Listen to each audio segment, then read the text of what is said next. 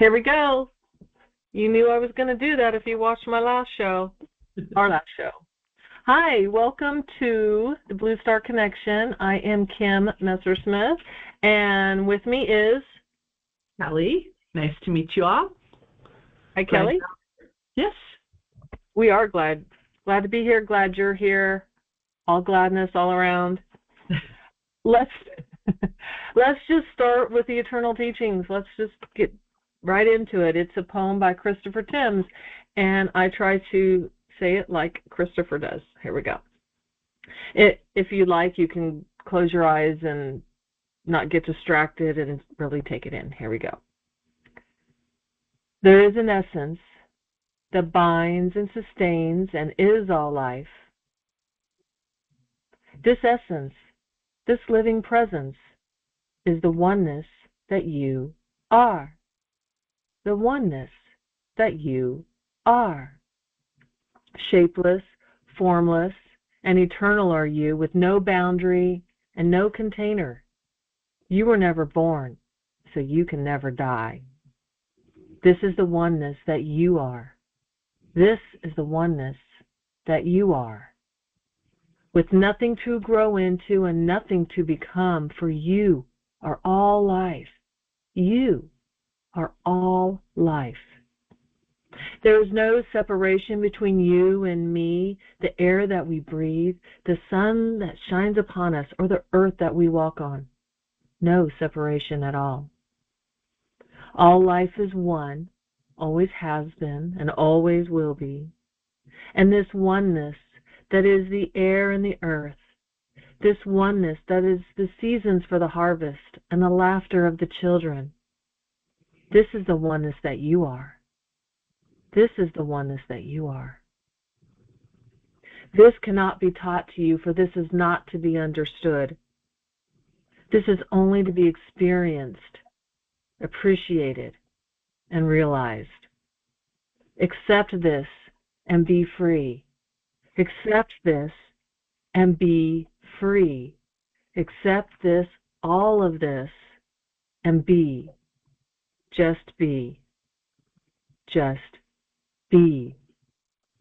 Just be. Just take a deep breath in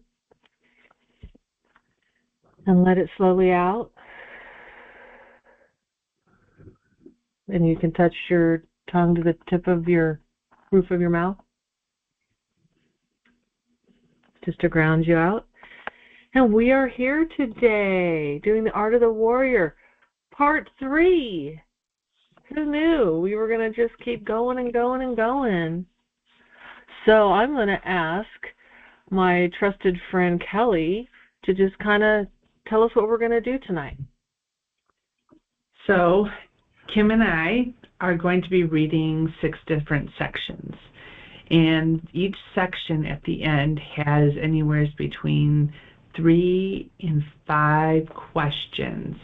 And what we thought was, at the end, when we read these 5 questions, we would unmute and get everybody's perspective on these 5 questions or 3 questions, however many each section has, and kind of make it an interactive podcast tonight. What are we talking about? So we are talking about the Art of the Warrior, Sun Tzu. And I'm going to read some things, so it gives you some context of where we're coming. The greatest victory, this is the core idea of Sun Tzu, the greatest victory is one that requires the least fighting. The Art of the Warrior teaches how to navigate conflict wisely rather than aggressively. Sun Tzu explains that success comes from understanding yourself, reading situations clearly, preparing carefully, and acting at the right time. He emphasizes restraint and adaptability and intelligence over force. Win by wisdom, not by force. And just to kind of give a little context too, this could, I guess, go towards war, but also just people on their spirituality journey, just looking at how the mind, and just looking at how we're not trying to conquer the mind, we're trying to integrate the mind and our spirituality at the same time. So it's kind of, we're not trying to blow the mind away. So that's what we're going to be doing tonight. Okay. So I would say the overarching theme is that the highest form of warfare is not fighting at all, because the true warrior prevents conflict, sees clearly, acts with precision, uses restraint, and wins before battle begins. So it's not brute force, it's strategic wisdom.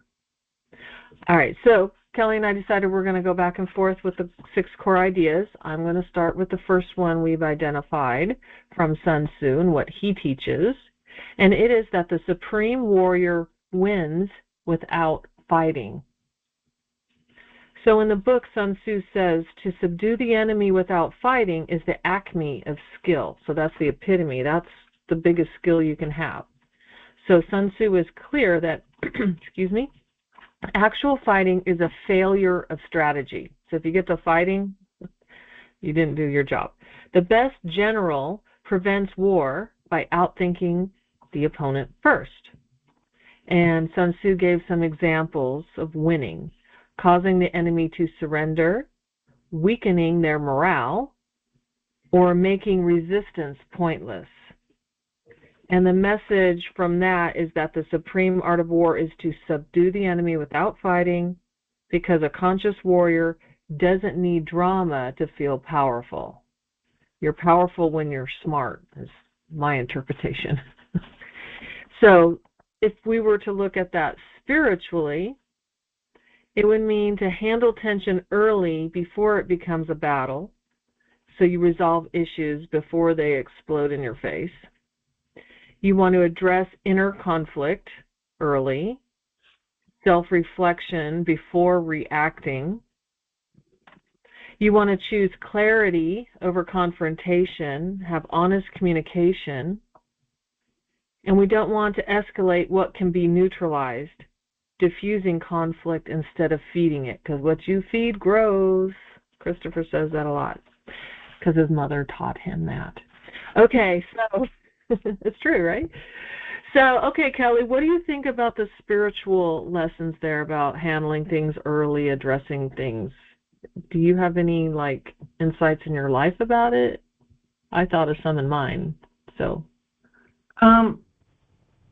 Right off the top of my head, I can't think of any, but it is definitely something to strive for so that you don't go to conflict. Because once you go to conflict, then it's really hard to backtrack and get back to a place where everybody's in agreement. So I definitely feel handling stuff before a conflict. But what kind of conflicts have you come across that? I don't know if it's conflict, but just handling things early. The first thing that always comes to my mind is the TV show Three's Company. It was like every episode was some misunderstanding because they're eavesdropping. And it was like, why don't you just talk to this person and ask what's going on instead of assuming that, rubbing the belly is a man and not a puppy, Sorry, that's the one that came to my mind. But another thing about communication, what I try to remember is if somebody says, oh, you do this, you do that, is asking them, what do you mean? Or can you give me an example? Instead of assuming they're talking about something that you can get upset about and just well, what do you mean? Or can you give me an example? Have them elaborate. Or I guess you could reflect back to them. Do you mean this? Am I understanding what you're saying? Because maybe maybe, words are used differently. I find where I live here, people say expressions, and I have to ask, like, is that good or bad? I don't even know what you mean. Or like kids these days, they're saying it's sick or it's tight, and I'm just all like, okay, is that good or bad? I don't know. I like the word cool. Then I know what that means. So that's just my thoughts. And my other note I made on that issue was about not escalating what can be neutralized. It's just focus on what's important. Does it even matter? Yeah.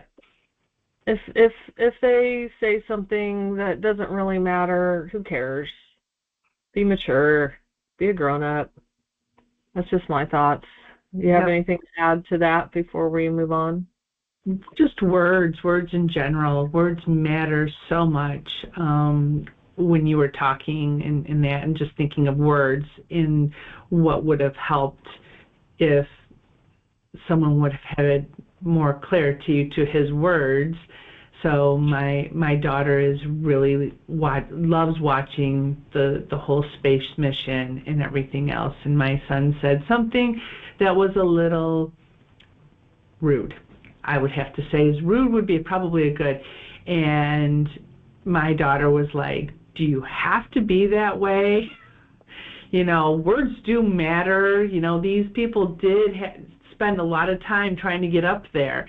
And so that created a little bit of conflict between the two of them because he chose not so nice words and she took a big offense to it. So that created conflict, and that just puts more of a little bit of a wedge between them because of not using proper language. Or holding your tongue. Exactly. Probably knew it was going to upset her. I mean, they've lived together many, many, many years, right? Exactly. How can we get underneath her skin a little bit more? So, yeah. Sometimes words have different meanings for different people. Like, I noticed my husband, he would say, I'm not mad. And I'm just all like, honey,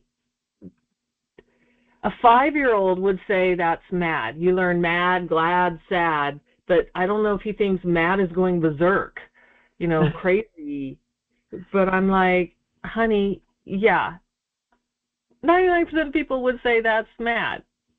He's not mad. I'm going to clean it up, PO'd. We'll say that. That's not mad. He's PO'd. Okay. There you go. I'm like, if I took a poll, which I won't bother, but anyhow. So let's talk about the questions, and then we'll open it up to the audience if they have anything they want to add. Okay. So first question to think about, where in my life am I creating a battle, in quotes, a battle that could be resolved with earlier honesty, clarity, or calm communication? And my note, I just already said, like, can you give me an example? Instead of creating a battle.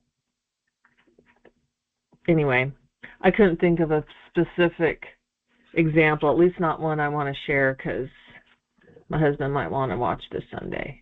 But anyway.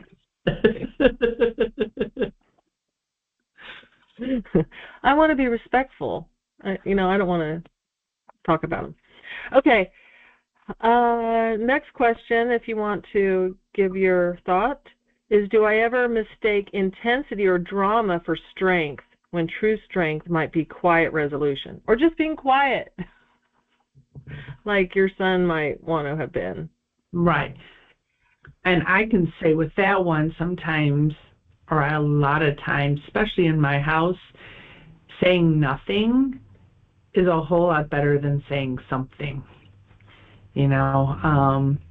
Because when someone says something and you're just kind of like, oh, that's not very nice, or something just doesn't go right, a lot of times it's better to allow them to express their feelings and you just be quiet and walk away, because it's their stuff and it may not be affecting you. Now, if you jump into their stuff, now you're creating more conflict, or you're creating more of an issue which would have maybe never been yours to begin with. You know what I'm saying? So just staying out of it and letting them throw their little tantrum or whatever, and just watching it unfold and just staying neutral.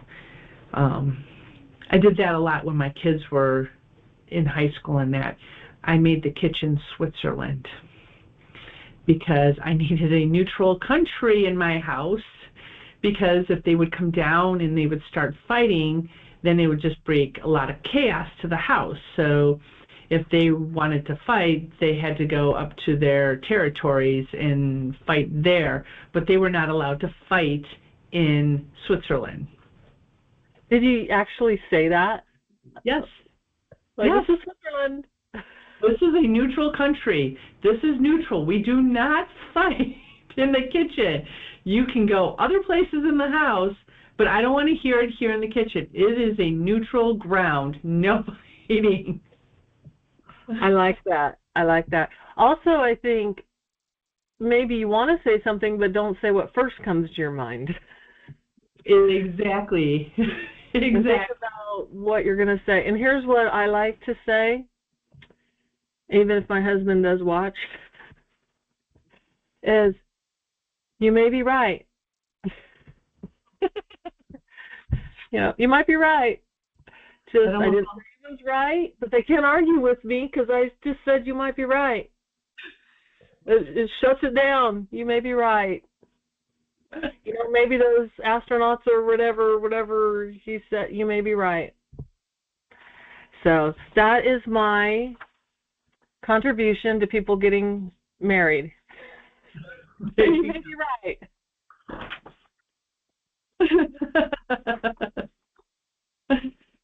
Okay. See if anybody else has comments? Yeah. Anybody else who's married? You don't have to be married. I'm totally kidding. But if you have a comment, we're going to wait about 10 seconds and give you a chance. Well, they're all muted. Ooh, let's go with Joseph first. Well, being married does make it easier to have someone to exercise the art of war with. So you have to look at it from different perspectives at all times. For me, in my life, it was important to get along with everybody, everywhere. But there are some that are hard to do that with.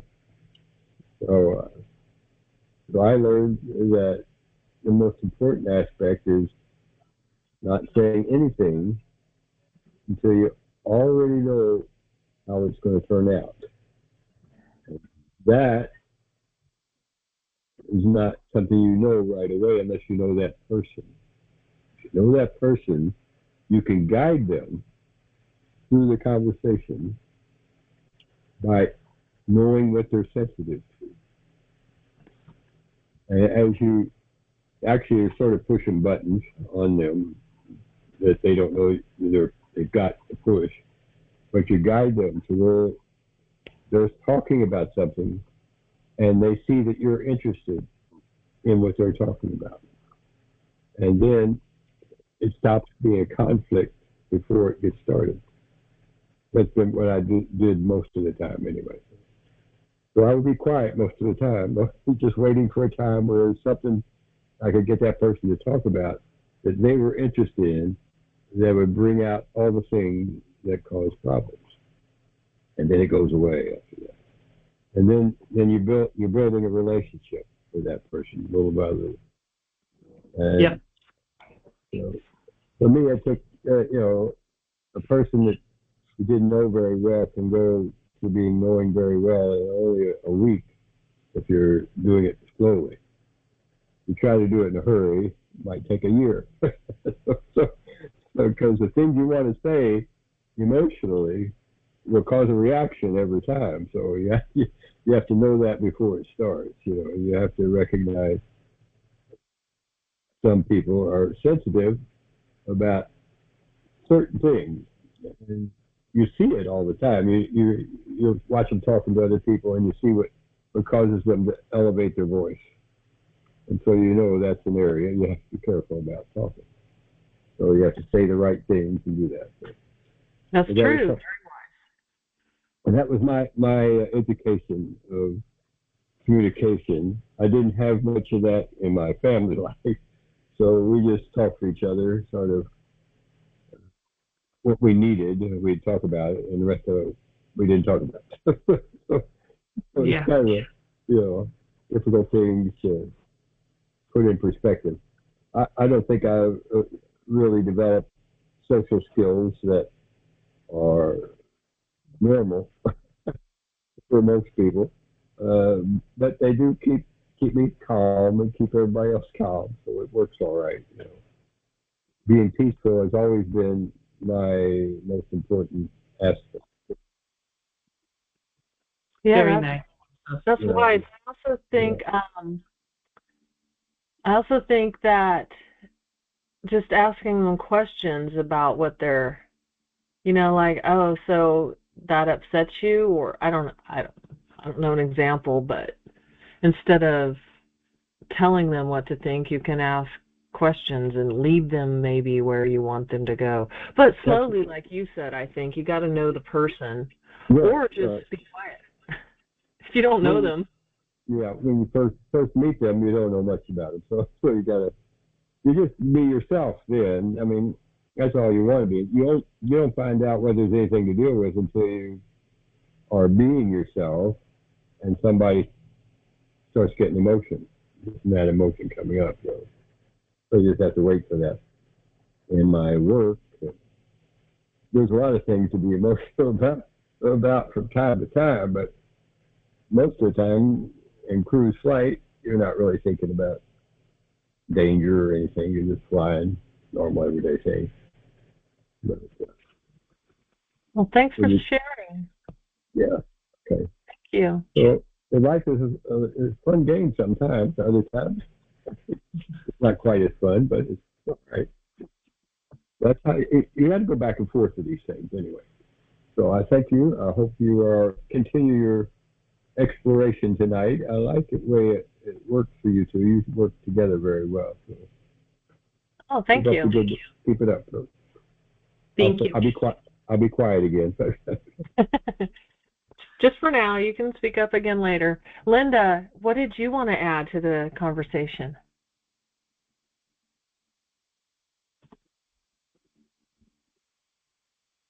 Oh, we're not hearing you, Linda, if you're talking.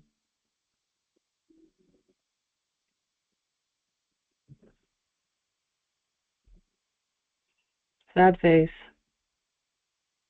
Oh, Linda, we're not hearing you. I don't even see her speaker says she's on. I don't know. Well, okay. If your speaker is able to come on or whatever, I'll stop reading, but I'll go on to number 2, and she can always talk whenever she figures it out, or she can type her question or whatever into the chat. So number 2 is self-knowledge is the warrior's foundation.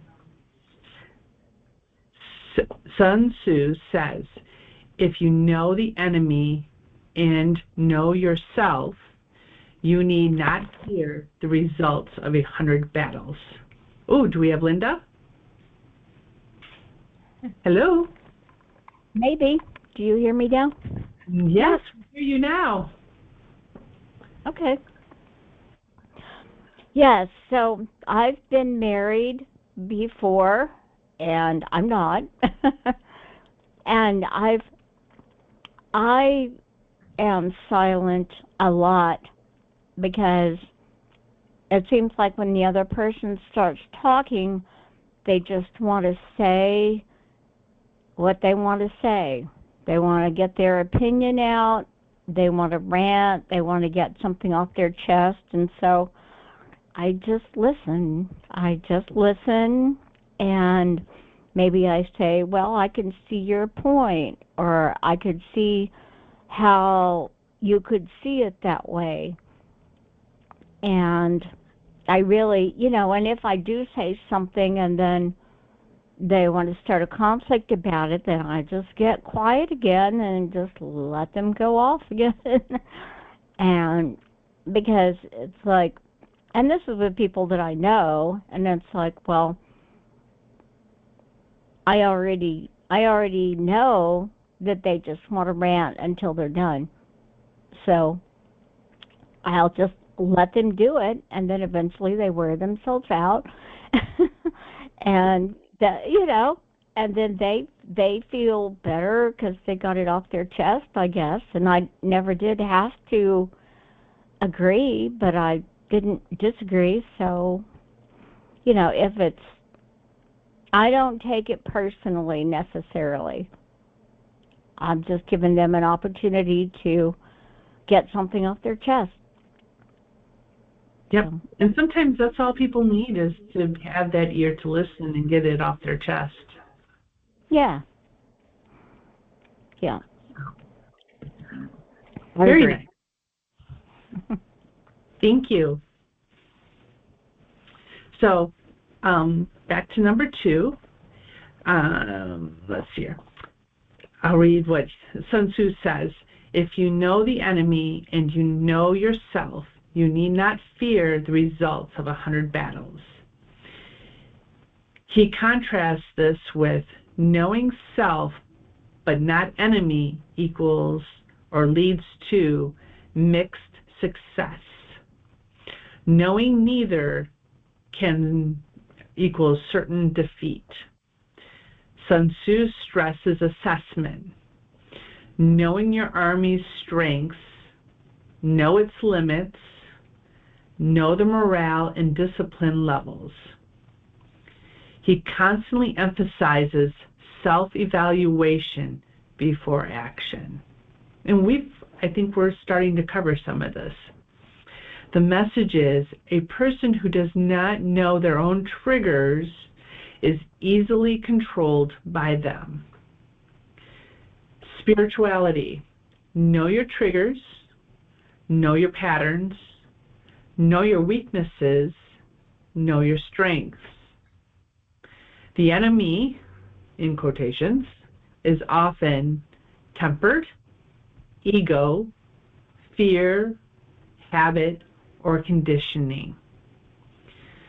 So, here's our questions. What situations constantly trigger strong reactions in me, and what might these reactions be trying to teach me about myself? You got something on that? That's big, just looking at your triggers. If you know that someone's saying something that's going to trigger you, or if you're in a situation that's triggering, how are you going to handle that if you know these are your triggers? What can be a way for you to look at, how can I handle this even if this is my trigger? And how can I teach myself to not react that way too? I'm trying to think of an example, but I'm sure I have some, but I don't have any off the top of my head. Do you have anything, Kim? I do have one minor thing. I'm hearing an echo. I hope you all aren't hearing the audience. I'm going to turn my speaker down. Maybe that'll help. Okay. Well, I had a thought that if you don't know your triggers and somebody else knows your trigger, then they can control you with your triggers. Yeah. They can, you try to make a point and they throw something back at you and upset you and create a lot of havoc because you let yourself be triggered instead of, like Linda said, not taking it personally. That, I don't know if that's the right words in this moment, but knowing that that's just them being them. Right.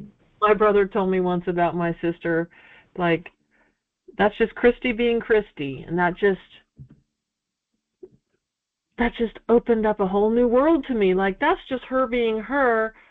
I don't really care what she thinks, 'cause I don't even like her, really. Anyway, I hope she doesn't. But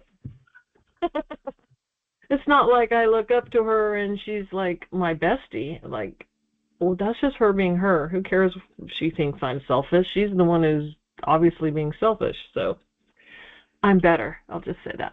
So, okay, but I did think of an example about something that's kind of a trigger, and hopefully my daughter doesn't watch this. So she will tell me a story, and it goes on and on and on, and I'm just like, can you get to the point? I'm like standing here waiting for this conversation to end, and I'm trying to be polite because she can be a little, I'll just say emotional. That's not quite the word. But so I think my weakness is I need to be more patient.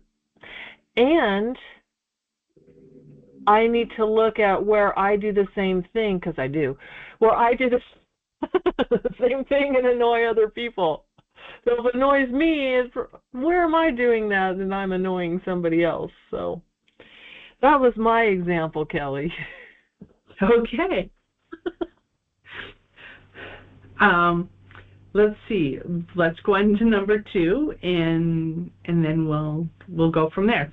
Where do my habits or conditioning make decisions for me before I consciously choose?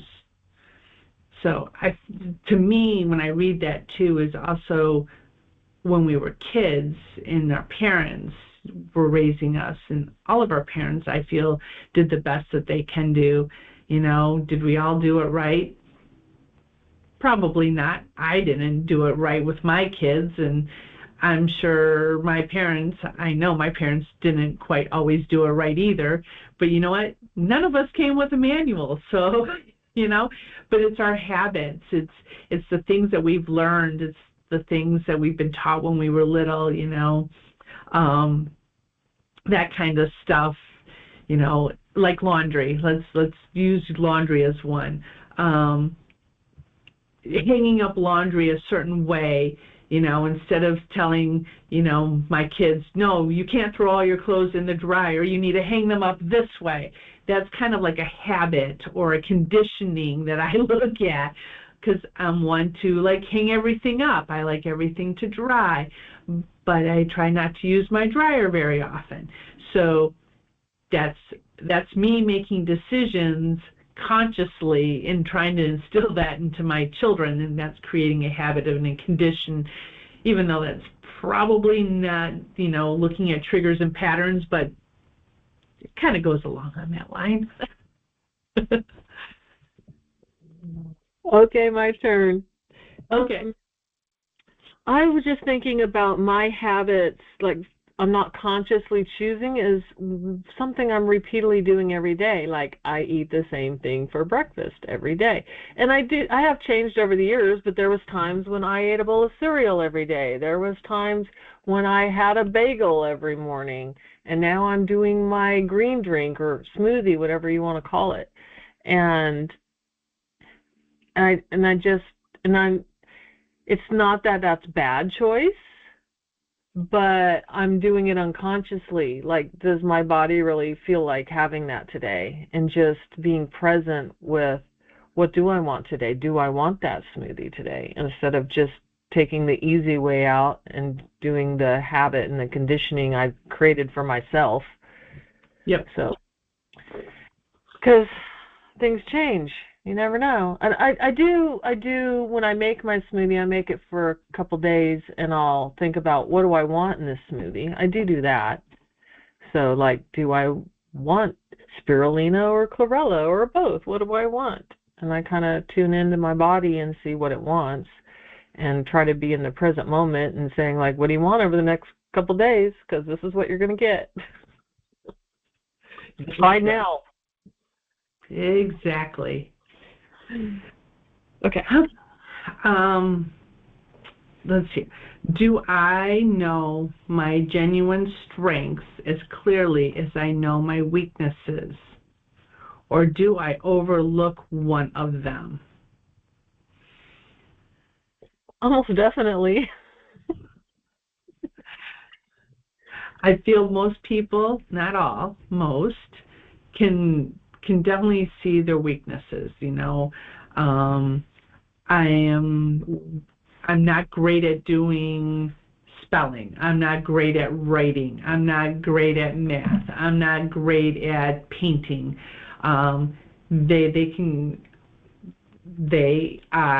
You, everybody can kind of come up with things that they can say, I don't do this very well, But when it comes to strengths, most people hide because they don't want to seem, to me, like, my strength is that I'm happy-go-lucky, or I make people laugh, or strengths of, my cooking is phenomenal, or like my youngest daughter, she's an amazing baker, and she's bakes for her coworkers all the time at work.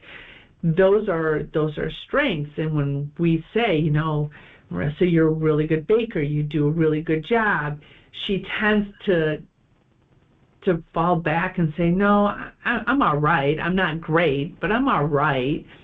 Instead of taking that knowledge of, yeah, I'm a really good baker. I make people happy with my baked goods. So those are some, those strengths and weaknesses. And, maybe it's like journaling at night and sitting down and saying, okay, today I'm going to write down what are all my strengths, so that you actually see what your strengths are and focus on those strengths and not so much those weaknesses, even though you need to see those weaknesses. But you want to focus a lot more on, I am really good at this. I'm really good at that. Because I feel like we're in a society that doesn't allow us to really shine where our strengths are. We tend to, fall more back into the shadows and, I'm not good at this and I'm not good at that. And or am I, or poor me. So that's kind of how I look at it. But I don't know. What do you think? I agree with what you say. I'm sure we all have a weakness that we don't see, even though we do see a lot of our own weaknesses. I'm sure there's some we don't see, and they'll be revealed to us. I'm learning some new ones kind of about myself lately. But I think about the strengths. I think, like your daughter in the baking, we see this as ordinary, but to other people it's like wow, but they just think, oh, that's ordinary. You follow a recipe, it's not that hard. But other people, yeah, it is. It's not as easy as just following a recipe, or they don't enjoy it. I don't know, it just seems like it's not so much being humble as they really just don't see it in themselves, that it is a wow thing. Right. And I think it is society teaching us, showing us what's wrong with us. The red ink and marking on our paper what's wrong, instead of circling all the ones we got right. Exactly. Yeah. Because if you circle the things that are right, it's like, oh, I can learn this. Oh, I can do this. I am worthy of doing this. I am good enough, A lot of us fall into that, I'm not worthy, I'm not this, I'm not that. And if you know your weaknesses, you can build strengths to help with those weaknesses, and it's not detrimental to you. You know that you have some weaknesses, but you've learned to make compromises, or you've been able to structurally help, or I'm trying to figure out the right word that I'm looking for here, to help those weaknesses. You can always learn more things to help with the weaknesses, to give it more strength, than to just, I have these weaknesses and woe is me kind of thing. Or you hire somebody to proofread for you. Exactly.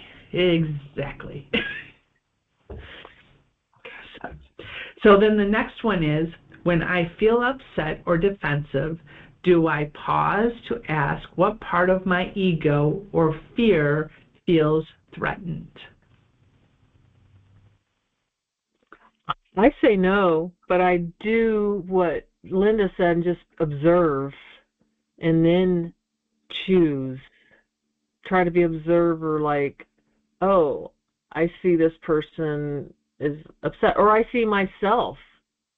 I can't tell you how many times I start a sentence and I'm and I end, yeah. I see myself like, okay, dial it back, Kim, and choose a different tone. Yes, if you can recognize that you're getting upset, or you're on the defense. If you can see that within you and you can stop and just say, you know what, hey, I need a moment, and walk away for a minute and do whatever you need to do in that moment, and then come back with a different tone, a different way of handling the situation, things will probably go a whole lot better than if you sit there and start romping and raving over everybody. Yeah, put yourself in the naughty spot. That's what we call it. when you're having a tantrum, go over there until you can come out and be nice. Exactly. One time I was in the grocery store, my he was like 4 or something, and he started having a meltdown, and I told him to knock it off, or I was going to put him in the naughty spot. And he says, they have a naughty spot here? I said, yes. It's like, okay. There you go. Just thought I'd share that. Yep. Oh my. Well, what was it, a couple weeks ago when I told you that I was kind of not in a really good mood, and my husband just looked at me and said, you need a timeout. Go away until you can come back and be nicer. So he sent me to my room. I took a nap. I came back, and I was a whole lot better. And also back to the strengths thing, you and I have done this for each other when we're feeling down or upset or not good enough. We're like, but Kelly, you've done an amazing job raising your children. They come to you for things, just listing off all these things, just a normal conversation that's come up over the years, and realizing that she really is an amazing woman, and we just lift each other up. Yep. So hopefully you all have somebody who'll lift you up when you have those down times. Exactly. So the last one, and then we'll let other people make comments, is, in what area of life would deeper self-awareness change my outcomes?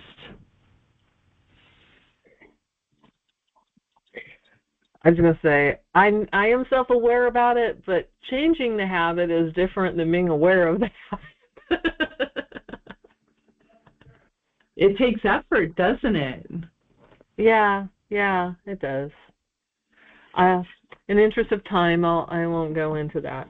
But so yeah, it's that deeper self-awareness changes outcomes.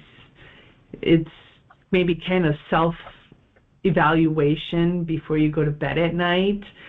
With some of this stuff too, with any of these questions, you can look at yourself every night before you go to bed. How did I act today? How did I look today? Was I speaking kindness? Was I having compassion? Did I have a loving heart today? What did I find that was weak on me, and how can I support that weakness that I have? There's my word, support. And just looking at different ways at night before you go to sleep, and making sure that your day, you've just kind of went through your day and looked at it, and build up that day so that it's a learning experience. So when you go into the next day, you're not bringing those old habits. You've got something to work on for new habits so that you can create that change. You just got to remember to do that. Well, there's, like I tell my clients, and I do it for myself, get yourself lots of sticky notes and write those questions down and stick them everywhere. I think another thing to add to that, and you probably just didn't say it, was how would you have done it differently looking back? What could you have done better? Exactly. How could you have handled it? How do you wish it had gone? Kind of thing. Yep. And then I think imagine that it did go that way and the past is malleable, so just make it that way.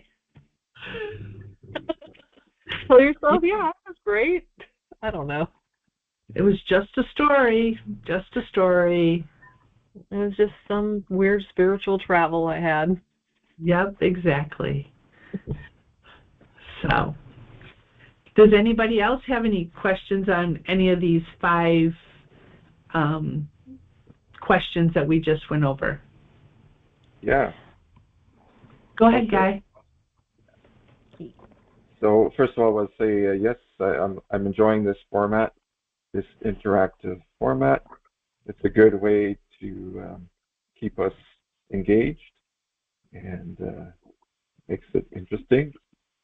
And also, Kim now has burned her bridges. Like her sister can't listen to this, her husband and her daughter. It's my son too. Yeah, that's it. Okay, so 2 things. I mean, I didn't, not specific examples came up, but okay, first of all, we were talking about how we tend to focus more on our weaknesses, and it comes easier than our strengths.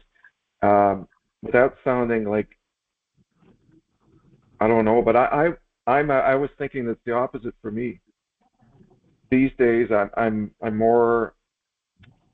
It comes more naturally to be focusing, thinking about my strengths, and I'm thinking like in an interview format. You know when the employer asks you, because you're selling yourself, right? So Correct.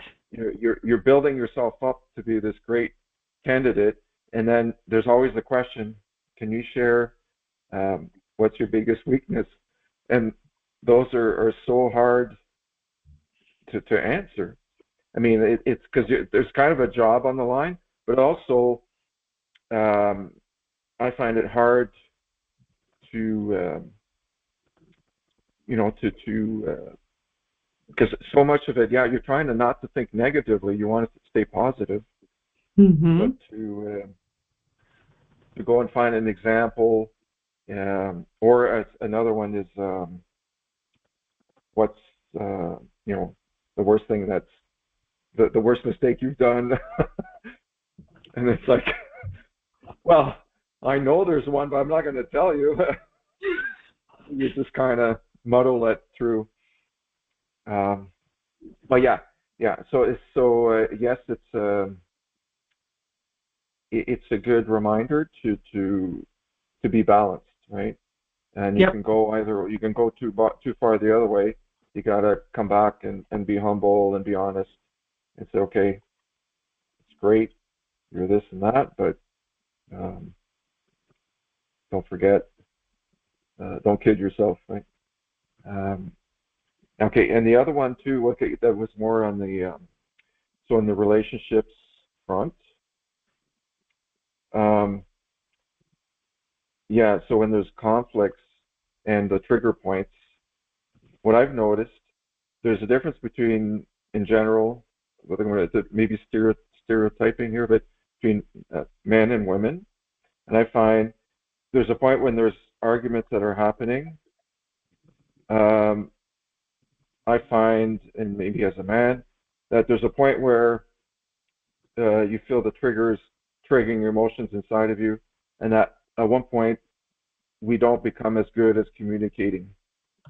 And at that point, we got to know, okay, look, let's take a time out. I can't keep talking about it now because it's just going to explode. whereas I think some of the women in general are better at continuing the discussion. They want to talk, but as a man, it's like, no, we can't talk anymore. It's just not going to do any more good. So we just got to take a break or come back. Yep. So I don't know if that's. I can see that. I can see it going both ways, and depending on the situation too.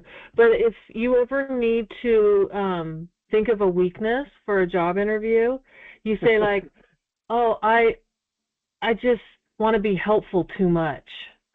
Yeah. I'm too perfect, right?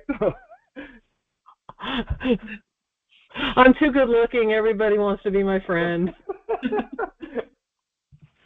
That's it. That's good. That's good. Thanks, Guy. Let's go to Linda now. Wait, hold on, Linda. There. Oh. Now you're unmuted. Sorry, I muted you first. We both did it. Okay. Well, when you were talking about habits and doing things the same way, I've come more to realize that the habitual ways of thinking, like a certain perspective, that I'm buying that's really true. A certain way that I look at jobs and money and how that works out for me or not, and I just have an opinion of how to think about it, and then I can realize, oh, it's just a story, it's an opinion, and it's a habit that if I think about, I think about certain things, and it's like, oh, well, that'll be this way because that's the way I see it, and it's like I've had more times lately where I can, if I just lay down and get quiet and think, okay, I want a new perspective on this issue, and I'm going to sort of take a nap, but I'm not really sleeping, but I'm not really awake. I'm kind of in this middle state, and then something will pop into my head, and it's like, I never thought of it that way before. Oh my gosh. And then it's like, oh, I can have a new perspective. Things can be different from what I thought. Why did I think that was always true? It was just an idea. Now I have a different idea. And so, yeah, I think I do a lot of habitual thinking patterns that's like, well, that's just the way the world is. And I was like, not except for when you say it is. Yeah, right. I like that. I like that you said just going and laying down and thinking about it and getting a new perspective on that. I really like that idea. Thank you for sharing that.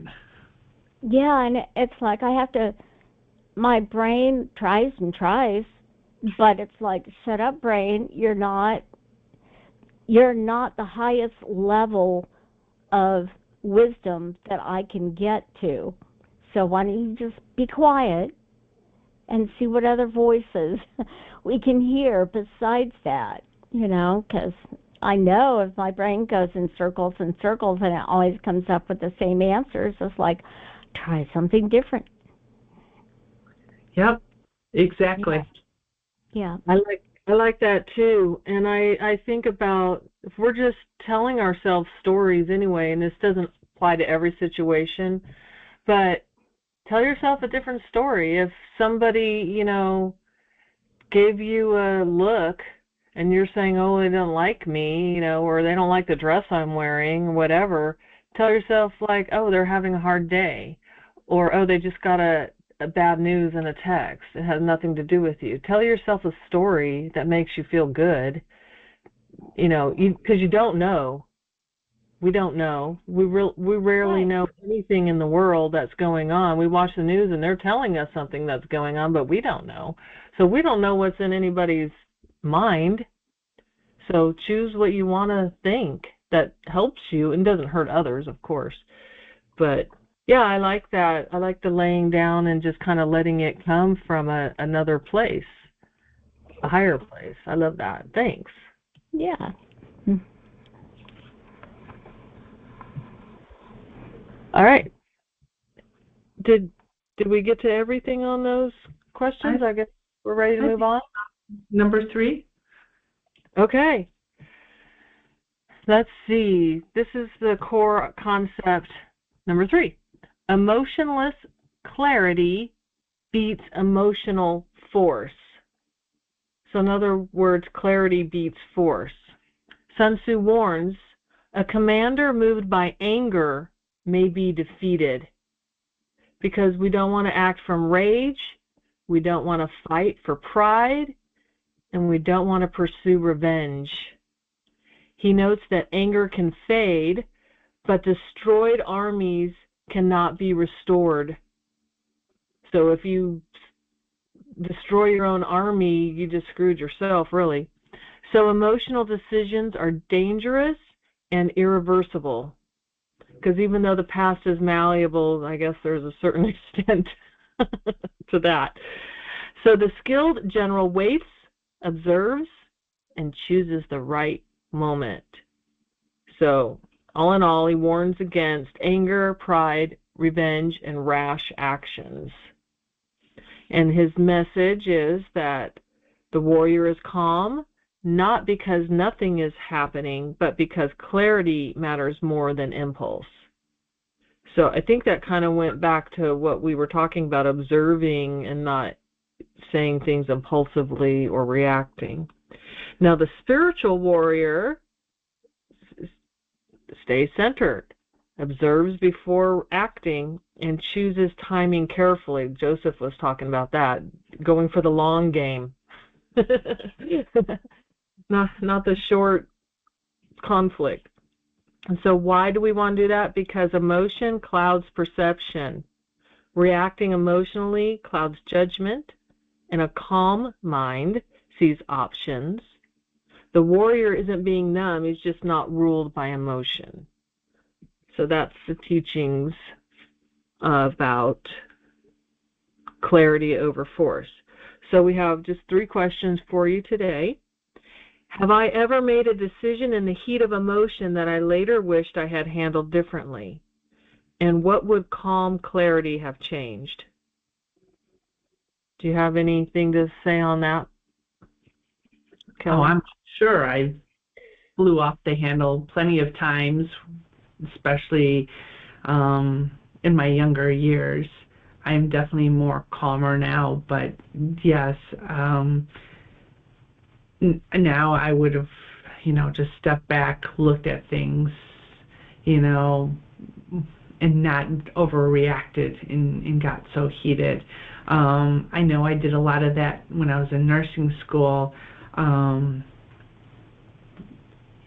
know one instance where we were taking a test and there was a lot of chatter going on, and we ended up going into the instructor's office, and we had to say things and, say, yes, there were people chattering, but we don't know what they were talking about and things like that. But then I came home, and I remember my in-laws being in our house at the time, and I just was irate. I was yelling and hooting and hollering all over the place because I was so upset and angry about everything that was going on, and I at that time didn't have the clarity, and I didn't have the stillness within me to be able to sit back, view it calmly. And once I calmed down and got all that anger out of me, it was like, oh, I could have handled this differently. This was not a good idea to do this. So things like that, just, if I can just step back and take some breaths before reacting, it goes a lot better. I would like to do most of my conversations calmly with clarity and not overreact.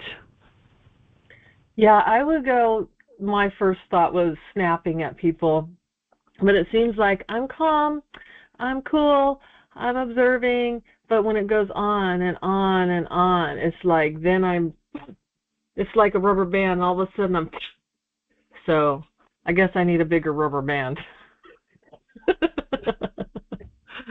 Or it could just be driving, and just drivers just making you mad, and you're just trying to drive down the road, and you got all these drivers, and it's step back, really, get there alive instead of letting your anger get the best of you, because some of the drivers, at least around here, drive really crazy, and you just kind of wonder how they actually survive when they're driving, because it's quite horrible. But yeah. Okay. Staying calm in the midst of chaos is what you want to try to do. That's what we're all aiming for. Yeah, I agree. Okay, so another question. Do I give myself space to observe my feelings before acting on them? So, yeah, I'm going to do my part first. So I was thinking about when I'm saying things to use I, like I feel, angry, whatever, instead of saying you make me feel angry, and take ownership of my feelings, and not saying I feel angry when you do that. So it's very tricky not to use the word you, but you could just stop, that makes me angry. I don't know. That was my thought. Well, going with that too, especially with my kids, when I started changing the language with them and saying you need to do this, it became we need to do this. How are we going to do that? It took the pressure off of just one person and put it on all of us. It's like Mom is here to support you, but we are doing this as a team. We will get through this together. This is, it may just be emotional support. We may not be doing their homework for them, but it's giving them the sense that, this is not all just me. There's a community around me that's helping me when you put that we in that tile, or that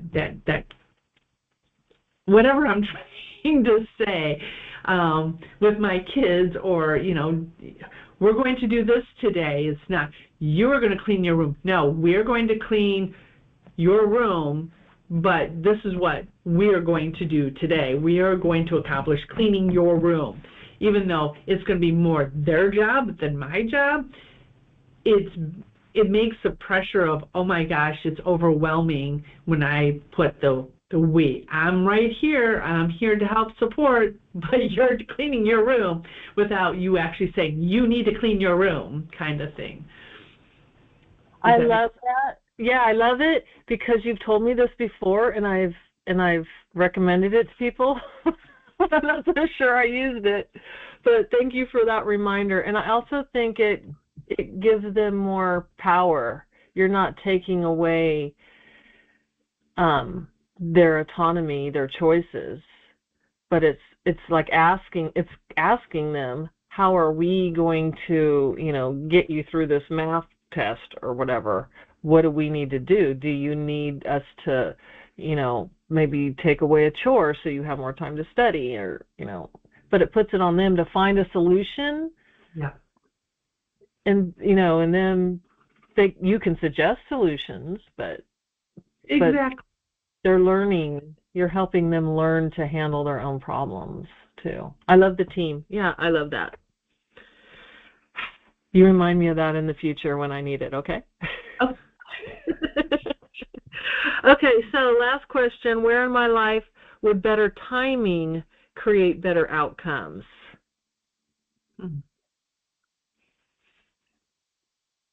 My thought was, here's an example today. I told my husband that I bought a pair of boots before they arrived. There you go. So he's all like, what is she buying now? Why does she need another pair of boots? And I'm like, well, they were only $35 and they were a color that I wanted. But just, the point is just not, my point for me is being upfront and not hiding it, because that's one of my weaknesses, is buying stuff. And hopefully he's not here when Amazon delivers it. So I'm working on that weakness of being upfront, and he didn't really care, but maybe if I was hiding it, he might care. So, Yep. So any timing issues in your life, Kelly? I'm sure there are. I don't have anything off the top of my head. Well, we'll come back to you if you think of one. So Okay. do we have one or two people that want to share something about wishing you would handle something differently, or space to observe your feelings before you act, or where in life you could time things better? We got a little bit of time for that. And if not, it's okay too. Hi, Linda. this is Linda. Oh, I've flown off the handle, as you put it, a few times, and unfortunately, I think some of them have been at jobs where I was feeling things build up for like days and weeks of some kind of unfairness, what felt like unfairness to me, or differential behavior, treating somebody better, paying somebody else better than they paid me, or I'm getting more of the scut work than somebody else, or things that were misunderstood, that I misunderstood or they misunderstood. But it's like I would keep it quiet, and I wouldn't say anything, and I wouldn't say anything, and then there would be that last straw, Mm-hmm. and I would scream and cry and cuss and get fired. I mean, I hope I don't ever do that again, but there's been, because, my dad was like that too. He would be very quiet, very calm, and then blow up. It would be that one last thing. And so I definitely, if I can speak up at the time when something happens, when it's a small thing, that I could go ahead and say something or ask a question or mention something instead of just, that's one of those times when I should say something instead of being quiet. If it's in a situation where I'm going to get myself in trouble if I let something build up for a month and then I'm having a bad day and boom, and then I can't control myself. I have lost control, and then it's like, wow, I really wish that didn't happen. So if you found out somebody was getting paid more than you for the same job or lesser job, and you went off about it, and that got you fired, what do you think you could have done differently? Maybe ask a question about it? What would you have done differently? Well, I don't really think I could have. It was playing piano for a choir, and there were 3 of us, and the choir director, I said, oh, well, I found out he's getting paid more than me, and she said, well, he's better than you, because he can transpose into any key without thinking about it, and you can't. And it's like, well, yeah, that's true, but that's not mostly what the job is. And but then the other man, who wasn't as good as me, he was also getting paid more. And it was like, because he asked for it, I just took what I was offered, but he asked for more. And so it's like, could you have asked for more? I don't think it was in me to have even thought of that at that point. I mean, I was in my early 20s, and it was like, well, you take what they offer you. You don't ask for more, but yeah. I was just trying to help the listeners, like some examples. Yeah. What they could have questions like what. But it sounds like you did good, like asking why do they get more. So you did get clarity. Yeah, because it was hard for me to even ask the question, to even say, hey, I found this out, and can you explain? You know, but so that was probably as good as I could do, was to even ask the question and not just mope about it. But yeah, but the other things were more maybe misunderstandings and things that weren't as cut and dried as that was. So, but yeah, it's knowing when to speak up before my emotions get out of hand and not letting things. It's like, am I being quiet because I'm calm, or am I being quiet because I'm afraid to make a mess? And knowing the difference, you know. Yep. Yeah. Or sitting there stewing over it, and just, are you stewing over it, or are you just being quiet? You know? Right. Are you like that leopard ready to pounce, or are you just sitting back and just being chill about it? Right.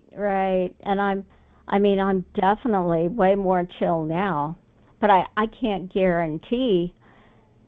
Well, at least I know now that if I'm in a situation where I have a question about how I'm being treated, that I might actually be able to speak up, knowing what will happen if I don't, and if it keeps on.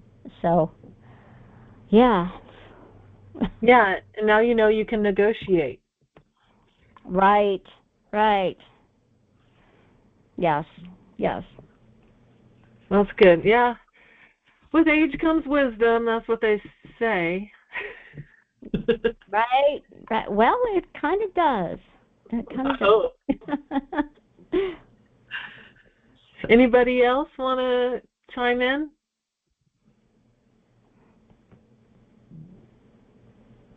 Okay. All right. So we're going to go on to number 4. Pre-preparation is compromise. Wait. Say that again. Pre-preparation is compassion. Sorry, compassion. Thank you. Sun Tzu repeatedly emphasizes preparation. Victorious warriors win first and then go to war, meaning they ensure conditions for success before conflict. He also discussed planning, studying the terrain, knowing weather patterns, preparing supplies, awareness of timing and readiness. A good general prevents unnecessary suffering by being prepared. Poor planning leads to starvation, exhaustion, and loss of life. So the message we're taking here is take care to be prepared. Preparing a conversation prevents misunderstanding. Preparing emotionally prevents hurtful reactions. Preparing spiritually prevents crisis spirals. Spirituality, preparation prevents suffering. Awareness prevents regret. Presence prevents unnecessary harm.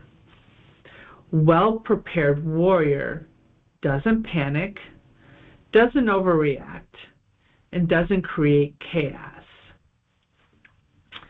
All right, that was a lot. So the 3 questions is, where in my life would a little preparation today prevent stress or suffering tomorrow? Whew. You know, the first thing that came to my mind when I read that is, I need a lot of light, sound, and presence. LSP. I need to work on my LSP today. So yeah, just being mentally in your stillness, in your calmness for when these situations arise, because that's all we have a lot of times at that moment, is how calm can we be, how still can we be before we overreact to a situation. And it's better to be calm and still than to overreact. Your thoughts? My thoughts weren't so spiritual. Mine was more practical. Okay. A little preparation today. I was thinking of my own life, that sitting down, setting a time with my husband to talk about the future. You know, how are we going to handle the finances, selling the house? What are we going to do with the money? How, what goals do we have in, a year, 5 year, 10 years, and how are we going to meet those goals? And it's just something we kind of, wishy-washy talk about, but not put down in writing what we actually want and plan. It's just a goal, but not Right. a plan to get there. So it's not really preparing if we're just dreaming. Exactly. And you can write down your dreams. That's preparation. That's kind of the first. You got to dream, and then from dreaming you write down, well, how are we going to get that dream? What are the goals? What needs to happen? What are the steps to get there? And so, yeah, even though you're looking at it non-spirituality, there is a spirituality portion to it, because you're still in that dreaming phase of what your retirement's going to look like with you and your husband, and what is it going to be like in our new home once we sell this home, and what are we going to do with ourselves afterwards, and how much will we have for finances. And you always want to keep that. I'm richer than I am. It's a good thing I'm rich. It's a good thing I'm rich, or I'm rich beyond belief. That's what I was trying to say. Having those little mantras to just kind of keep yourself going. But yeah, just having those dreams and goals in a way of getting prepared, so that, yeah, it prevents the stress and the suffering for tomorrow. You want to make sure you have enough money to buy food on the table. So pre-planning is helpful for that. Maybe. We'll see. But also, what is the next step? What can I do now? How to move forward. What is the next step? And not, I have 100 steps I need to do, but what is the next step?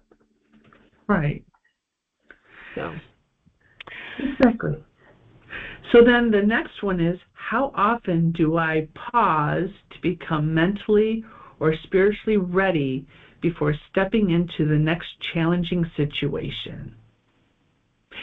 This is where LSP comes in, light, sound, and presence, for sure. Before you speak, before you, go into a stressful situation, I can use my son's fiance, Crystal. I tell her, just go in, just give yourself that mantra. Don't puff up, don't shrink, just stand your sacred ground, and you got this, girl. You got this. Sometimes her challenges or her situations can be very challenging that she's walking into, and just giving her those little mindfuls to just say, hey, just be you. Don't puff up, don't shrink. Just say what you need to say, and then hopefully it goes well so that your conversations with the people that you're having your conversation with, you can discuss in a calm, pleasant manner. And if not, well, then maybe you just need to leave the situation until another day, until people can talk to you, more calmly or with more respect. I like that.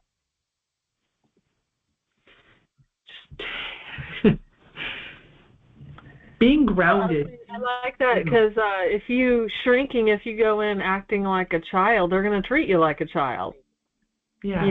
Go in there, like, stand your sacred ground, like you said, that, this is how it is, and let them deal with it because you're stating how it's going to be. And if they can't handle it, then that's kind of their issue because you have to live your own life, right?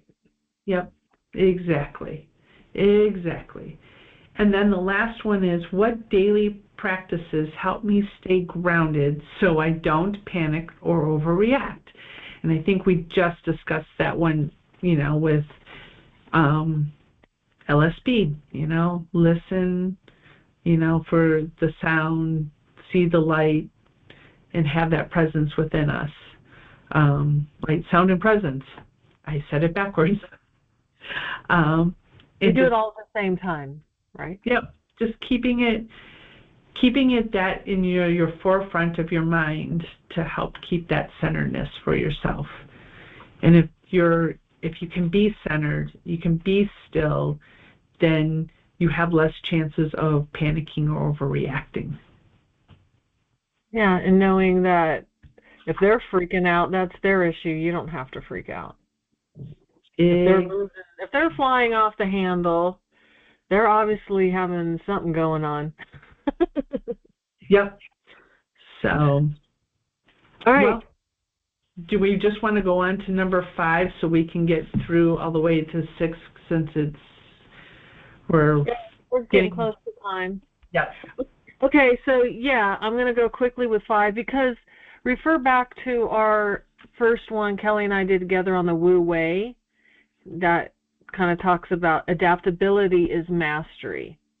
Because Sun Tzu says that just as water shapes itself to the ground it flows over, the soldier adapts to the enemy. And Sun Tzu constantly reminds us there's no fixed strategies, don't have rigid plans because conditions change. I think in war they have like all kinds of contingency plans, and then probably none of them actually are followed because you can't have a contingency for everything that's going to happen. But so the warrior must be flexible, observant, and responsive. And Sun Tzu compares strategy to water because water never resists the terrain. It adjusts and finds a path. That's the Wu Wei, the original way. Go with the flow, right?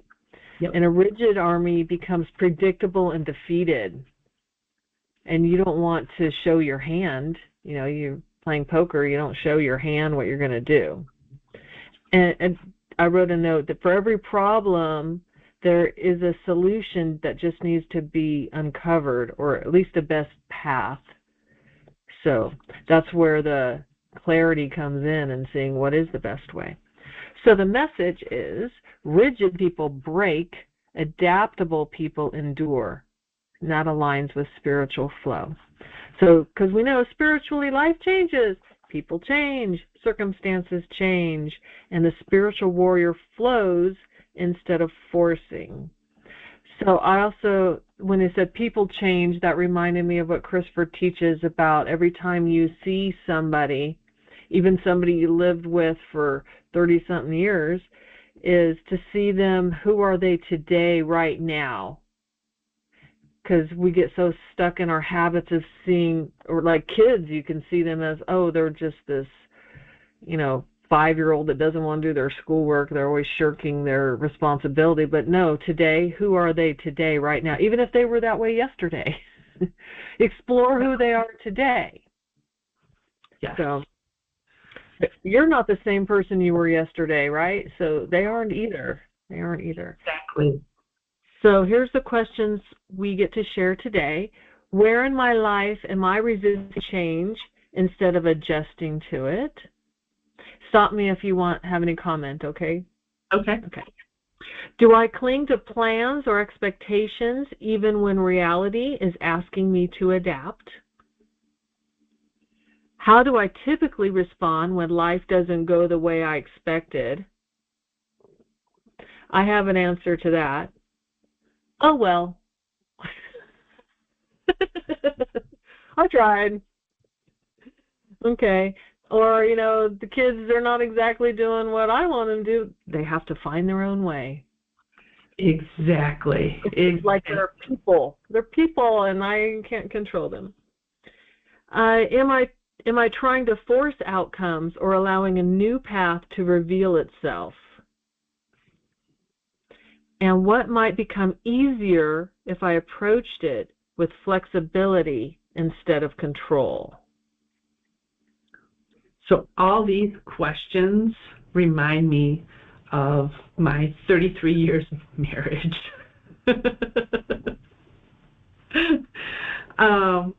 Because my husband's schedule and my schedule have always been a chaotic schedule.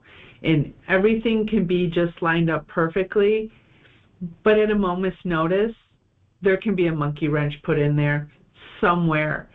And all these years, we've both had to learn to just flow with schedules. All of a sudden, he's got to go to work, or all of a sudden, I'm now going to work, or, the kids now, this is happening or that's happening. And the art of flowing and being in that, able to adjust and be in that constant flow has been taught to us for the last 33 years, because that's been our life. We've never had consistency. No one in our household has had a 9-to-5 job, Monday through Friday. It's never been that way. It's always been every other day or every 3 days, or he's working here and then working 4 days here, and or he's traveling here or going there. It's always been chaotic. And so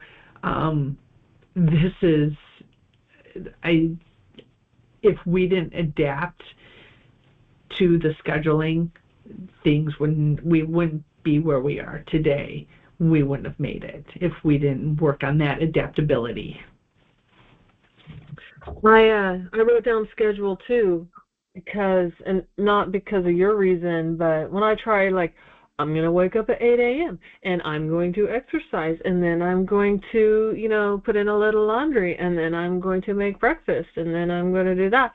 I never follow those schedules, so why I waste so much time making those schedules and dreaming about this perfect life when my husband's going to call up, I need you to do this, I'm going to come home and, whatever. So I just gave up on that and go with the flow and just, what do I need to do next? What's the best move now? Staying present.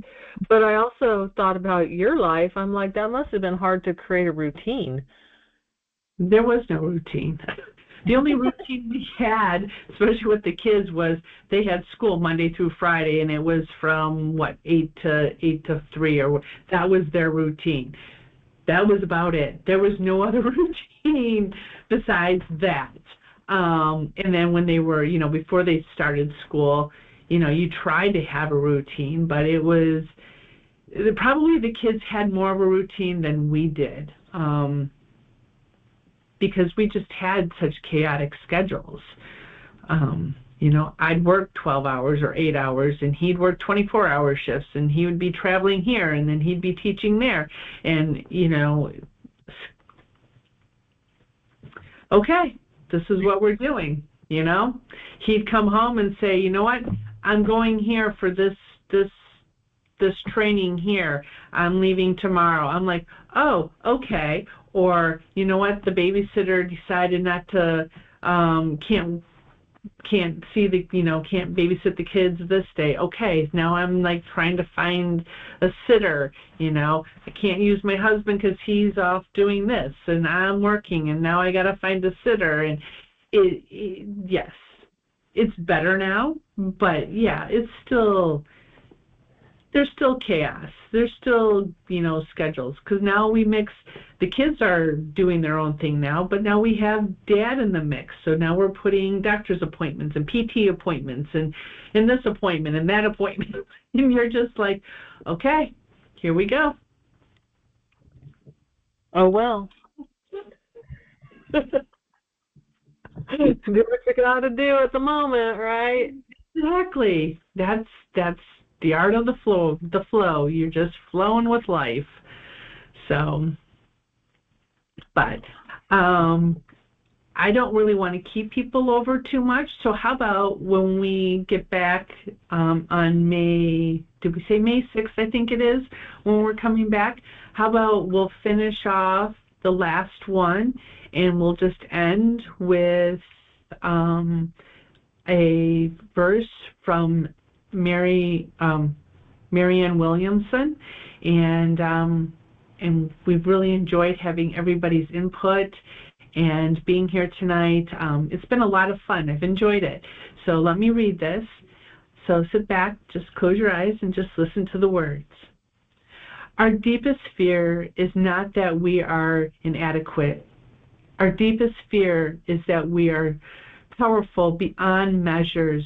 It is our light, not our darkness, that most frightens us. We ask ourselves, who am I to be brilliant, gorgeous, talent, fabulous? Actually, who are we not to be? You are a child of God. Your playing small does not serve the world. There is nothing enlightened about shrinking so that other people won't feel insecure around you. We are all meant to shine as children do. We were born to make manifest the glory of God that is within us. This is not just in some of us, it's in everyone. And as we let our own light shine, we unconsciously give other people permission to do the same. We are liberated from our own fears. Our presence automatically liberates others. Again, this was written by Marianne Williamson. Thank you, everybody. Thank you. So tune in Mondays and Wednesdays. Talk to you soon. Thank you. Good night. Thank you. Good night. Good night. Thank you.